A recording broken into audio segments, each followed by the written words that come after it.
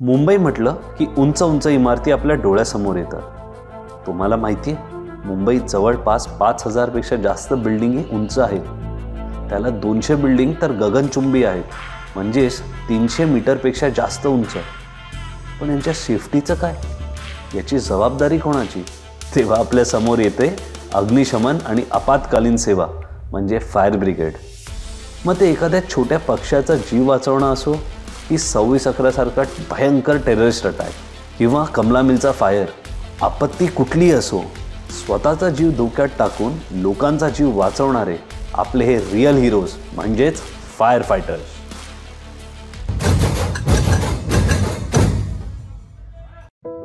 सर्व पुरुष समान जन्माला येतात आणि मग काही फायरमॅन बनतात। आपल्या मागील एका व्हिडिओमध्ये तुम्ही अशाच एका धाडसी अधिकारी श्री विशाल विश्वासराव यांच्या मुलाखतीचा आनंद घेतलाच असावा। चला मग आज आपण सेवेसाठी समर्पित अशा भायखला रिजनल कमांड सेंटरची अधिक माहिती घेऊया।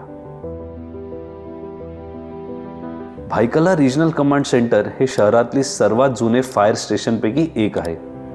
ब्रिटिश वसाहत काळातली परिस्थिती ते स्वातंत्र्य संग्राम या सगळ्यांच्या साक्षीदार असलेली ही भायखला कमांड सेंटर 2006 मध्ये त्यांनी आपला शतक महोत्सवही साजरा केला। शौर्यम आत्मसंयमनम त्यागः हे मुंबई फायर आणि इमर्जन्सी सर्व्हिसेसचे ध्येय आहे, जे प्रत्येक फायरमॅनच्या नसानसात भिनलंय।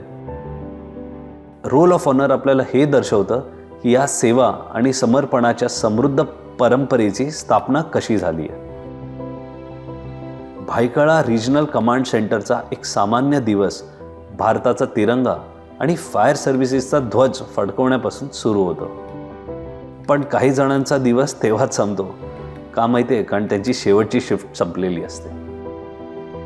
फिटनेस हे फायर फायटरसाठी अत्यंत महत्त्वाचं असतं, म्हणूनच रोल कॉल नंतर ड्रिल मास्टर ड्रिल रूटीन घेण्यास सुरुवात करतात। Line, turn is a critical.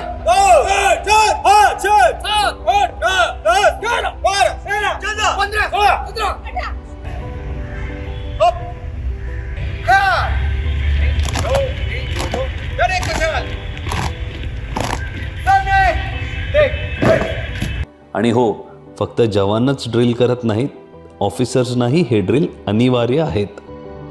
Drill नंतर स्टॅमिना वाढवणारे खेळ सुरू होतात, जे त्यांना कोणत्याही कॉलसाठी तयार ठेवतात, मग ते काही असो। त्यांना दररोज सर्व उपकरणाची तपासणी आणि देखभाल ही करावी लागते, कारण कधी कोणत्या उपकरणाची आवश्यकता भासेल हे सांगता येत नाही। भायखला रिजनल कमांड सेंटरमध्ये अग्निशमनासाठी लेटेस्ट आणि अत्याधुनिक तंत्रज्ञ आहेत, जसे की फायर रोबो। हा अत्याधुनिक रोबो जो रिमोटच्या मदतीने 300 मीटरपर्यंत अग्निशमन करू शकतो। एरियल लॅडर प्लॅटफॉर्म 32 मीटर आणि 90 मीटरचे हे एरियल लॅडर प्लॅटफॉर्म जे 24-25 मजल्यापर्यंत पोहोचू शकतात।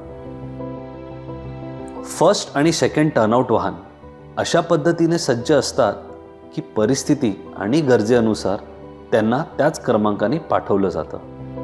मोबाईल वॉटर ट्रान्सपोर्ट वाहन पाण्याच्या होज पाईपने सज्ज असतात, ज्यामुळे ते कोणत्याही पाण्याच्या सोर्सचा वापर करून 3 किलोमीटरपर्यंत पाणी ग्राउंड झिरोवर पोचवू शकतात आणि आग विझवू शकतात।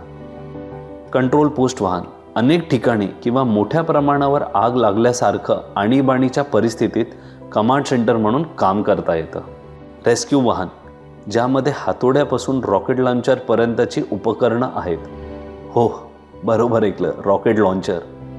आम्ही यावर एक सविस्तर व्हिडिओ आणणार आहोत, त्यामुळे याबद्दल अधिक जाणून घेण्यासाठी थोडी प्रतीक्षा करा, व्हिडिओ लवकरच येईल। अशा अनेक अत्याधुनिक तंत्रज्ञांचे साधन मुंबईतल्या कोणत्याही धोक्यापासून संरक्षित ठेवण्यासाठी आपल्याकडे उपलब्ध आहेत। मुंबईचे मुख्य अग्निशमन अधिकारी श्री रवींद्र आंबुलगेकर सध्या विभागाचे नेतृत्व करत आहेत। आता आपल्याबरोबर आहेत इकडचे CFO sir Ravindra Godavari Narayanrao Ambolekar sir.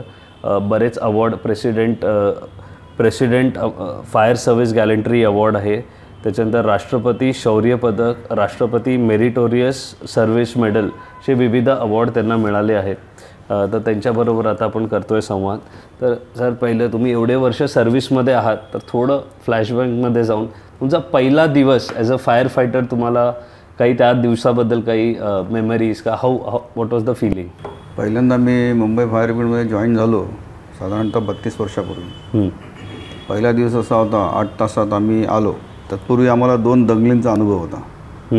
दोन्ही दंगलींमध्ये आम्ही ट्रेनिंगमध्ये असताना आम्हाला डायरेक्ट डिपार्टमेंटने सांगितलं तुम्ही डायरेक्ट फायर फायटिंगला उतरवलं होतं आम्हाला. त्याचा एक जबरदस्त अनुभव होता. त्याच्यानंतर जेव्हा पहिला दिवस आला आणि त्या दिवशी बॉम्बे डाईंग जी मिल होती, माझी दादरला पोस्टिंग होती, बॉम्बे डाईंग मिलमध्ये आग लागली. ओके. आणि मिलमध्ये आग लागली, प्रचंड धूर, मोठ्या प्रमाणावर ती आग. त्यामुळे मिल असायची, मिलमध्ये धूर एकदम प्रचंड व्हायचा. ती आग विझवायला आम्हाला 4.5-5 तास लागले. आणि त्या आगीमध्ये जो धूर खाल्ला, धुराने जो आम्ही गुदमरलो होतो, पण तो एक पहिला एक्सपिरियन्स असा होता. त्याच्यानंतर एक लक्षात आलं की आपल्याला या सगळ्या गोष्टींची आता सवय केली पाहिजे. आणि कारण हे क्षेत्रच असं आहे, जर का तुम्ही या गोष्टींपासून लांब पळत राहिलात तर तुम्ही या क्षेत्रात नाही टिकू शकत. आणि जर या क्षेत्रात टिकायचं असेल तर या सगळ्या गोष्टींचा तुम्हाला अनुभव घेत गेला पाहिजे आणि त्याच्यावरती तुम्हाला ओव्हरकम करायला पाहिजे. आम्ही बाकी टीम मेंबर्स आणि ऑफिसर्सशी बोललो, तर एक गोष्ट त्यांनी सांगितली की सर्वात ती मुमेंट जेव्हा तुम्ही कुठला जीव वाचवता, कारण डॉक्टरनंतर मला वाटतं फायर फायटर्स हेच ज्यांना हे प्रिव्हिलेज आहे. बाकी तर ॲक्सिडेंटली पोलीस वगैरे, पण हे प्रिव्हिलेज आहे की जीव वाचवणं. तर ते फिलिंग तुमचं फर्स्ट टाईम कधी होतं वेर तुम्हाला ती अपॉर्च्युनिटी मिळाली? अनकाउंटेड आहे, असं कुठलं स्पेसिफिक वाटत नाही. असं फर्स्ट एक्सपिरियन्स नाही, असं आठवतच नाही ना. टू मेनी मल्टिपल मर्याद, त्याला काय नाही. हाऊस कोलॅप्सेस आहेत, फायर इन्सिडेंट्स आहेत, ॲक्सिडेंट्स आहेत. ओके. अशा कुठल्या किती लोकांना वाचवलं त्याची आम्हाला स्वतःलाच आठवत नाही. सवय झाली आहे त्याची. Very habitual. तुम्ही लास्ट टाइम पाणी कधी पिलं तुम्हाला वाटतं का? अच्छा, दॅट वॉज एक जी घरं आहेत, घरं आहेत, बंगले आहेत, की लोकांना फायर सेफ्टी एक सिरियसली घेतली पाहिजे, तर त्यांना काही एक बेसिक इन्स्ट्रक्शन्स का बेसिक गोष्टी घ्यायची काळजी घ्या, तर तुम्हाला एक पब्लिक सर्व्हिस. आपल्या घरात आग लागू नये किंवा कुठल्याही ठिकाणी आग लागू नये याच्यासाठी प्रत्येक व्यक्तीने स्वतः ती काळजी घ्यायची आहे.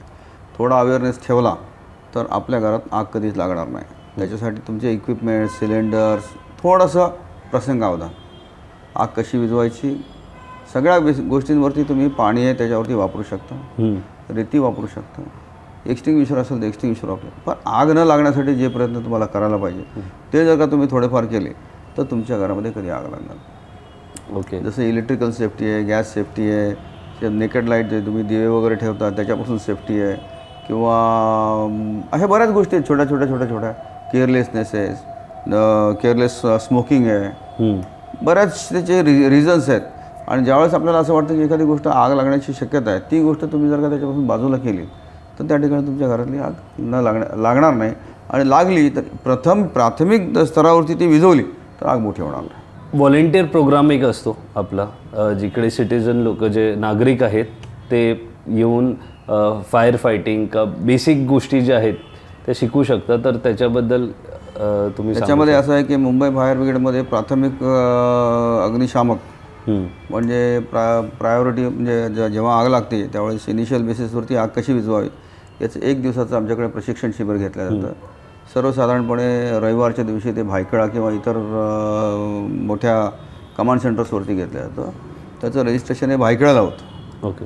आणि भायखळ्याला तुम्ही ते रजिस्ट्रेशन करू शकता. रजिस्ट्रेशन केल्यावरती तुम्हाला त्याची एक वेबसाईट पण आहे रजिस्टर करण्याची. वेबसाईटची लिंक तुम्हाला आमच्या डिस्क्रिप्शनमध्ये कमेंट सेक्शनमध्ये आम्ही नक्कीच टाकू, तर तुम्ही तिकडे ती यूज करू शकता. बरोबर.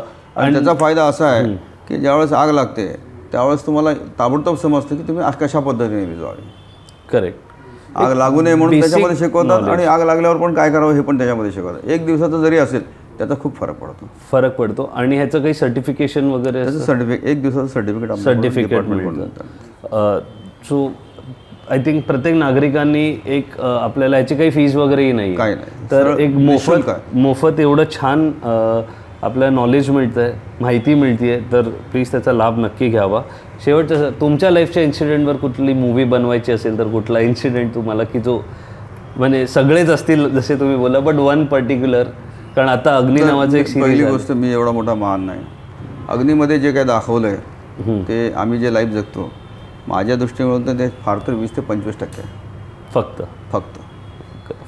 फार तर 30% 30% असेल. पण ह्याच्यापेक्षा आम्ही ज्या ठिकाणी काम करतो, ज्या आगीमध्ये काम करतो, धुरामध्ये काम करतो, अग्नी ह्या एक स्टोरी आहे. पण प्रॅक्टिकल लाईफमध्ये तुमच्याकडे एक्सक्यूज नसतो. तुम्हाला त्या ठिकाणी जायचंच असतं, त्या ठिकाणी फायर फायटिंग करायचीच असते आणि ती शेवटपर्यंत न्यायची असते. त्या ठिकाणी असं लोकांना वाचवायचंच असतं. कुठलाही एक्सक्यूज त्या ठिकाणी नाही आहे. हीच आमचं लाईफ. आणि ह्याच्यावरती म्हणजे पिक्चर बनणं थोडंसं मला वाटत नाही. वेब सिरीज पण एवढी सोपी नाही. श्री आंबुळगेकर सर मुंबई शहराची काळजी घेत असताना भायखळा रिजनल कमांड सेंटरची जबाबदारी श्री विशाल विश्वासराव वरिष्ठ स्टेशन इन्चार्ज यांच्यावर आहे, ज्यांच्या संपूर्ण मुलाखतीचा अनुभव तुम्ही आमच्या व्हिडिओमध्ये बघूच शकता. श्री विशाल विश्वासराव यांच्या दैनंदिन आव्हानाशी सामना करण्याची एक अनोखी शैली आहे. कस्तुरबा हॉस्पिटलला एलपीजी लिकेज झाला होता. तर एलपीजी लिकेज म्हणाला तर तुम्हाला असं वाटेल की घरगुती गॅस सिलेंडर सौदा केला नाही. 10 मेट्रिक टनाचा बुलेट होता. त्या बुलेटमधून एलपीजी लिकेज होता. काय झालं, जेसीबीने खाली पाईपला मारलं आणि त्याचा जो प्लंज होता तो निघाला आणि एवढ्या प्रेशरने तो गॅस लिकेज होता आणि एअर मध्ये असलेला ऑक्सिजनचं असं प्रमाण मिक्स होऊ नये की ते कुठेतरी स्पार्क भेटला नाही पेटलं. तर त्याच्या दुसऱ्या दिवशी आम्हाला आमच्या सीएफओनी ऑफिसमध्ये बोलवलं आणि बुके वगैरे देऊन सगळ्यांचा सत्कार केला. साहेब होते, मी होतो, खोपडे साहेब होते आमचे. तर फायरमन असा मस्करीमध्ये विचारत होता, अरे सर आपण एवढे कॉल केले, आपल्याला कधी बोललो, आज कसं बोलवलं? बोललो नशिबाने काल वाचलायस, नाही तर घरच्यांना बॉडी पण सापडली नसती. अशा अंधाऱ्या आणि भीतीदायक परिस्थितीत हास्य शोधणं हे खूपच दुर्मिळ आहे. पण अग्निशमन दल त्यातही हे शोधू शकते. हेच तर खरे धैर्य आहे. हेच आपले सुपर हिरो. जय हिंद, जय महाराष्ट्र.